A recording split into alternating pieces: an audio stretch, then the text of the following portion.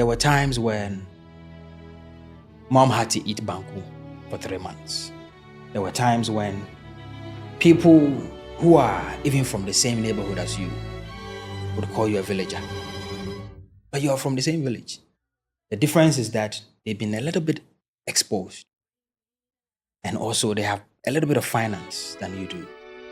So anytime I look back on the things the divine has blessed me with and what I'm able to say for people to listen, I get emotional because I would have never thought it possible that mom's son will be able to provide enough for her, the siblings, and more people.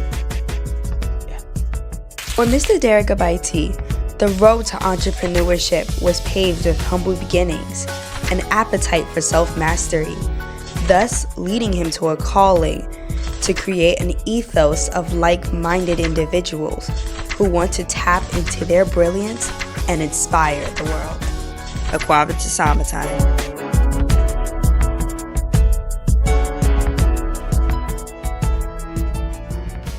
Akwaba to summertime, everyone, and welcome to a special edition of Telling Our Stories. Today, this is the reason why it's going to be a special edition, because I am back in Ghana, my home, and I am here with one of the most beautiful, one of the most intelligent, and one of the most welcoming creators in Ghana, the host of Connected Minds, Mr. Derrick. How are you today? I'm doing well. How are you doing? I'm doing amazing. And let me just say, it's an honor to be able to talk to you. Thank you so much for this. You're welcome. You're taking over the studio. You're making it look so good. Hey, thank you. I appreciate that now. Now, the studio already looks good on its own. I'm just saying, it's beautiful. Thank you. But what inspired you to get into content creation? And because I always like to start at the beginning, what was your childhood like growing up? What part of Ghana did you grow up in? What was your parents like and everything? Just let me know all the facts. That's a lot of questions. Okay, let's do it. So I grew up in a little village called Akim Swabe. Mm-hmm. It's a suburb of Akimoda. And, my parents, so I grew up with my stepdad and, my mom. Between myself and my dad, my mom and dad, it's just me. Mm-hmm. So I had other siblings from my dad's side and from my mom's side as well. My stepfather was a farmer and then also a chemist seller. Traditionally we call them drugstore. So he had a drugstore. And my mom was a trader. So she used to sell something called abenkwaimo, right? And that's how she took care of us. My father was away in London, trying to make life work while we were just in the village, and then later I moved to Akimoda, where I went to school, in a boarding school. So from boarding school was when I went to London. Yeah. Now, what was that experience like being in boarding school? So I went to boarding school when I was 8 years old. I was very young. I'm a very tall guy, right? So at 8, this was my height. Oh, wow. And when I was in school, very stubborn, very rebellious, they beat me a lot, but it toughened me, I'd always get into trouble here and there. I'm sure there are some of my mates that watch me these days, they're like, I never thought Derrick would start speaking like this, and, but that's because of, how life was. You almost have to go through it the tough way, otherwise you can't make it, that was boarding school. You have to wash your own clothes. They give me my provisions for 3 months. In 2 weeks, it's finished. And the rest of the months, I have to struggle to eat because they're not going to give me extra. The money is gone. So that's the kind of life that, I had in the boarding school. Yeah. Now, what was that transition like moving from the boarding school to London? Yeah. I loved Ghana, right? So when we were going to London, I always said I was going to come back. But while I was in Ghana, I couldn't really speak properly. I couldn't articulate my words, my thoughts properly. It was when I stepped into London, that was when I started learning how to put my words together. It was very difficult to assimilate with the culture of the UK because that's not what we're used to. It's completely different. It's almost like the people that stay abroad in the diaspora that want to come to Ghana, they have to learn our culture as well. That's what I had to do. I was in East London. East London at the time was a little bit rough, but we made it happen. We survived it. I went to school That's where I met a lot of my mates. In fact, I've got a friend here. That's where I met her, Hima Asante. So yeah, it was great. Great.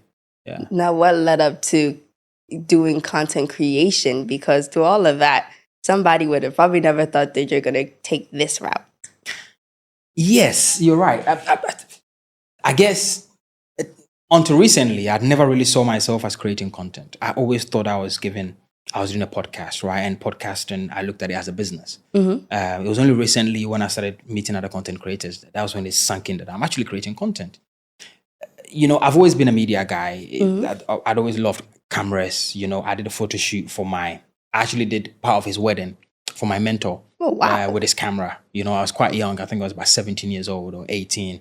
I've always loved to edit in those days. It was all skills that I acquired early stages when I got to London. The access to computer was there. The internet was there. I had the ability to be able to be an autodidact, learn things for myself, right? So this came easy to me. But remember, the reason why I'm doing content creation is because I'm looking for the stories of successful people who have done it so that the younger ones can learn. Because I feel like a lot of Africans don't talk about our stories. Look at all the history that we had not written down. And for that reason, we've lost a big chunk of things that could have made our lives a lot better and given us the proper representation that we need. So for me, just having a podcast is just to tell the stories of successful people who have solid stuff in their minds that the younger ones can pick lessons from, yeah. And it's important that you do that so that we may learn and then we can continue the generations of successful people, because that's what we really need. Absolutely. So we are talking about you living in London, but how was it coming back from London to Ghana? Yeah. So I'm a businessman. I've got business in healthcare and real estate. I did that just after university. I've got a business partner, an amazing guy who's my best friend as well. And he's the one that takes care of the UK business. Now, the reason I came back to Ghana was, one, to do the exact same thing we're doing in the UK in Ghana. So healthcare and real estate. Can we replicate that same model here? That's the reason why I came back. I started podcasting in the UK a few years ago, way before COVID. Oh, wow. Right. And then I stopped it. But then I kept getting messages from people saying that, the podcast was great. Why don't you do it? But COVID time really affected our business and a lot of things that we were doing. And I was not in the right mental space to be able to start it again. Finances went down. We had a lot of troubles here and there.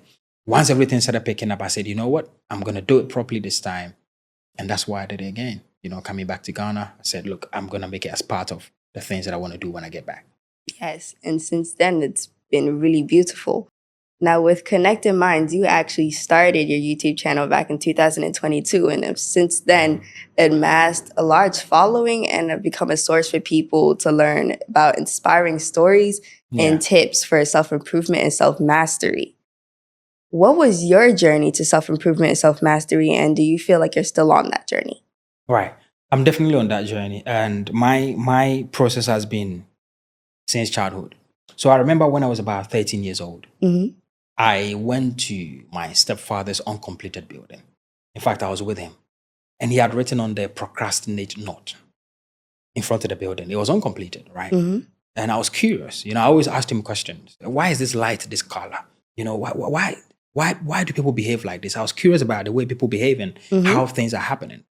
So I asked him, what do you mean by procrastinate not? Then he explained it to me and he told me that this quote is what he's stood by. And that's how he was able to, get this project to this level. That's where my self-development really started. And then he gave me another quote, nothing great is achieved without pain or labor. That's where they started. He would, every now and then, he would put certain things out there. He had said he had dreams of, putting an empire together called ECPA, right? And he would always advise me and the other kids, why he want to have an empire here and there. He was a reader. He was always writing things, explaining things to us. I learned those skills from him. And I thought the life that this guy has led, it's remarkable. For me, he's left a good print on me. So I want to do the same. So when I got to London, I got a mentor. He would direct me on the things I should learn. I would learn them. And then I'll go back to him and I say, I don't understand this. He would explain it to me. I have adopted that skill. Then he'll give me a book to read. Then I'll read the book. Then I remember university time, I was really struggling. And there's a book behind called Gifted Hands. My best friend and business partner gave that book to me because I didn't know how I was going to be able to cross and become a pharmacist. When I read that book, I understood that Ben Carson was able to go from not being a clever child to becoming the first, I think, black doctor to separate conjoined twins at Johns Hopkins University. That lit something in my mind. You know, the bulb came on. And I actually think that's the book that really changed the whole process for me. That was the beginning of it. Something really happens, right? When you set yourself on a path, you become the light. You attract others. So other books showed up. Then Rich Dad Poor Dad, Think and Grow Rich, How to Influence and Win Friends and Influence People. The books just started coming. I kept reading them. Then I discovered Jim Rohn, Napoleon Hills, Bob Proctor, Alan Watts, plenty people that I was learning from. Yeah. And through that, it's all led to this beautiful journey. Now, everybody has a different idea of success and have their own goals that they set. What does success look like to you, and do you feel like you've achieved it? I think Earl Nightingale puts it best. He says success is the worthy ideal, right? It's a progressive realization of a worthy ideal. Now, that is very applicable to what I'm doing. You cannot call yourself a success because it never finishes. It's a process. And once you say that I have finished, I've completed, then the only way is down, right? But once you allow yourself to say that, okay, there's more that can come out of me. There's more in this process, then the upside opens. Then the path, again, another path shows up. So I'm on a process. I don't think, I'm at a place where I probably only about 2 to 5% of what I really want to do on this planet. And that's a beautiful thing that you just shared with me, that success, when you say that you've achieved everything, the only way is down. Yeah. I have to keep that in mind. That's actually something that's really, really dope. So thank you for that. You're welcome. Now, what inspired the name Connected Minds, and why with a K? Why with a K? Yeah. So our group name is Active Group. That's our company name. It's without a C, it's with a K. And I think when we were coming up with the names, we just thought, let's replace the C with a K. So when we're thinking of the names, it's actually myself and my wife that were brainstorming on this name. And we thought of Connected Minds. It was only right that we replaced the C with a K. But Connected Minds, because I'm a big believer that the Creator has given us all the power to be able to solve 99.99% of the problems ourselves. And it's through the power of the mind. You can close your eyes right now and think of very sad things that's happened to you, and you burst out in tears. You can close your eyes again and think of a lot of the great things that happens to you, and he will give you a smile on your face. So it's to tell you that the God within sits in the mind. Now, my plan and the whole Connected Minds is to connect great minds in a positive way. Simple as that. And also to help young people learn about those great minds, that they can link up with them and they can hopefully become their mentors. And then so on and so forth. It becomes a huge web of minds that are doing great things. Now, for Connected Minds, since you've started, have you faced any challenges, and how have you been able to overcome it? There's been a lot of challenges. I think the biggest issue I've faced is guest acquisition. How do we get a guest that fits in the ethos of the brand? And it's very difficult around here because I've said it before that you don't get many people that have substance. You may get people who are famous. You may get people everybody knows, but they don't have what it takes to be able to give people the wisdom that they need to also set themselves on the path, because some of them have either had it through political affiliations. So that's why people know them, right? So that's the biggest challenge we've had. Sometimes somebody says, I'm going to show up. They don't show up at all. They give you a time. You've already told your production team to come in. They don't show up at all. Editors. Initially, when I started, I had Ghanaian editors. They were doing fantastic for the first 2 episodes.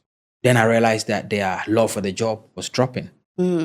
I had provided an office for them, air conditioned, high spec Macs for them to do the work, but it was not happening.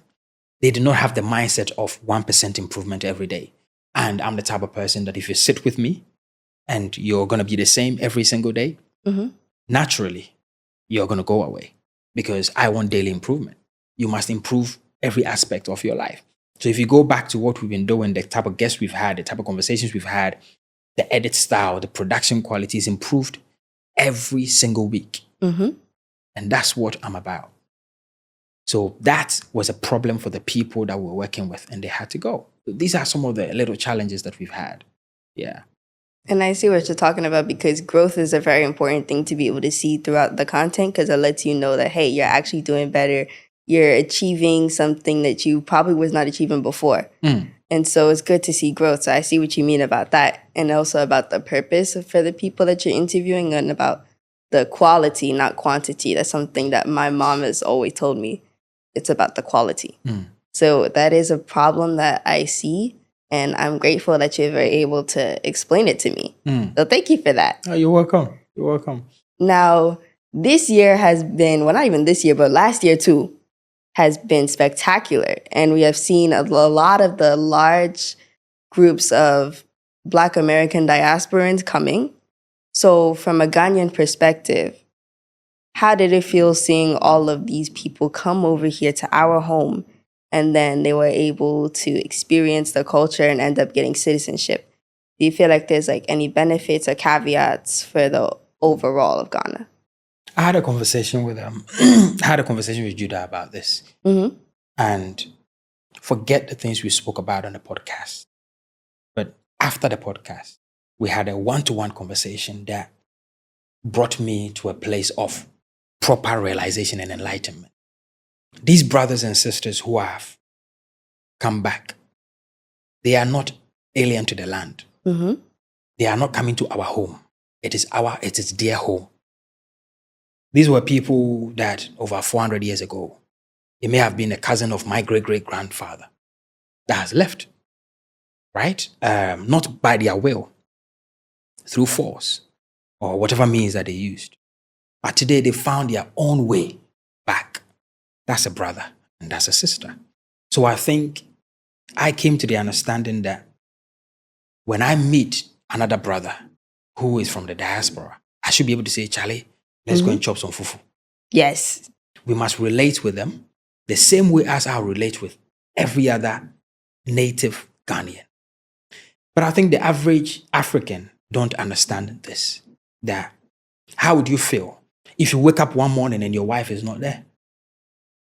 And you don't know where she is. And she shows up after 50 years and says somebody took her by force. And she's gone to work and she's got other kids over there. That's the kind of emotional intelligence we need to be able to deal with these our brothers and sisters. And I think the government of Ghana has done a fantastic job getting them back and making them understand that we are ready to receive them. What I do think they need is a proper representation, either in parliament, in their local areas, to be able to have a voice. And people must also explain better that we need them as part of us. And that we must unite, because I feel like sometimes when we come over here, they look at you sideways and like, oh, who are you and stuff like that. We're foreigners, and that they're foreigners to us, and vice versa. And I feel like we need to unite because, well, like you said, there are brothers and sisters that have been away for a long time and they're finally coming back. So for me, that's what I feel like. I feel like they need to unite. So how can we teach Ghanaians? How can we teach our people and then the diasporans to work together and to be able to unite? I think that's what I mentioned, that there should be a lot more representation, even in media space. But even like for some of the little kids, like, I don't know if they'll understand that. So like for kids my age, how are we able to better do that with them? Because the next generation is really important. Very important. I think through schools, I think it really needs to be spoken about in our history books, that these are family. They are not just people who are coming on a visit and to say that Ghana is a great place for them to stay. They are coming back home. But if it's not being taught in schools for the kids to understand, there should be projects that they can do to understand what happened in the process and why they are coming back. Otherwise, then, they will grow up thinking that a lot of what the adults are thinking today. I also do think that when the conversation is being had, like when the president was calling them back, he should really step on it to say that these are your brothers and sisters and they are coming back home. It is not just they left and they need to reconnect to their, they need to go and see the dungeons, and that's okay. But we need more than that. We need more for the average Ghanaian, the average African to understand the depth of what really happened. Yes. Yeah. Now, for my audience right now, can you please share the best advice you have heard on your platform that you feel can be applied to everyone's life in Tree and then translated in English? Wow. In Tree and then in English. Yes. Okay. I think whenever I ask this question, every guest spends at least 1 minute thinking of the best advice they've ever received. I think the best advice I've ever received is because emre bi beba akwanya bi ba beda wanim na sa wamboa wo ho ensia se akwanya ne ba unhu de we a obeti afa the ambition say prepare yourself today for the success of tomorrow, because if you are prepared and you meet success, you can recognize that this is success. But if you are not prepared, you will walk it by. As a matter of fact, Winston Churchill said that occasionally men stumble upon the truth, but they walk past it as if nothing has happened. That's because the men that walk past it are not prepared, so they can't see the opportunity. Right? So from young to mid to old, a lot of the time, we must go inside and be prepared, do the work externally, so that when opportunities come, we can lay our hands on it. Yes. And that's the most important thing. That's right. Now for you, Mr. Derrick, how would you describe your whole journey in one sentence?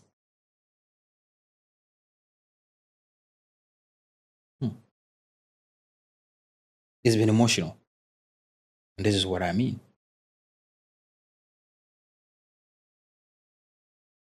There were times when mom had to eat banku for 3 months. There were times when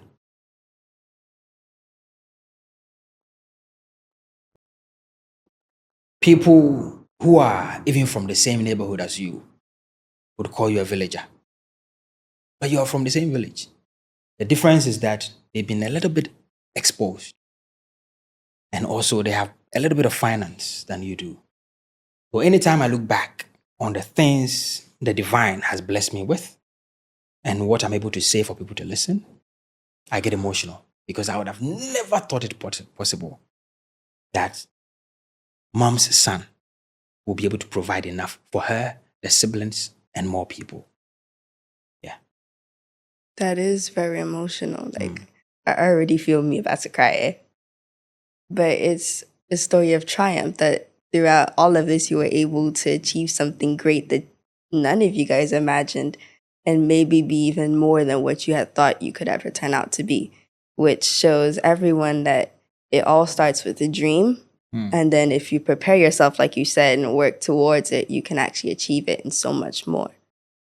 And that's what Connected Minds is all about. Absolutely. You guys should subscribe, man. I'm gonna actually share this on my community as well. Thank you. And then on my WhatsApp group and stuff, so that people can get to watch it. I appreciate this. I don't think a lot of people get to hear me speak at this depth, but you've done well. I think you've done fantastic. Thank you. I appreciate it. There's something in that seat.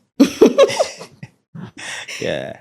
Forget the seat. There's something in the studio, eh? This studio, it's perfect. Yeah. But thank you so much for allowing me to speak to you, for us to connect and everything. It's much appreciated. And I hope that you guys enjoyed this. You learned something new, and you learned that in order to achieve success and actually see it, you must prepare for it. So that when you come to meet it, you understand that it's there and you recognize it, just like he said. That is probably one of the things I'm definitely going to keep. So thank you so much for that. You're welcome. And until next time on Summertime, we're telling our stories. And it's a wrap. Sorry, did you have the earpiece in there? there? Was somebody feeding you the information? Yeah, And what did you get there? the follow-up questions I just whispered to your mom that they were. I felt it. You took me to a place where I don't usually like to go. Think, well, and I'm really thinking about,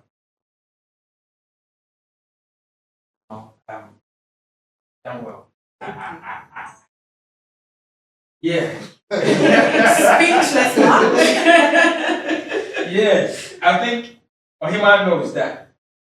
I'm It very. doesn't usually happen. This doesn't. Yeah, I think you've done God's work.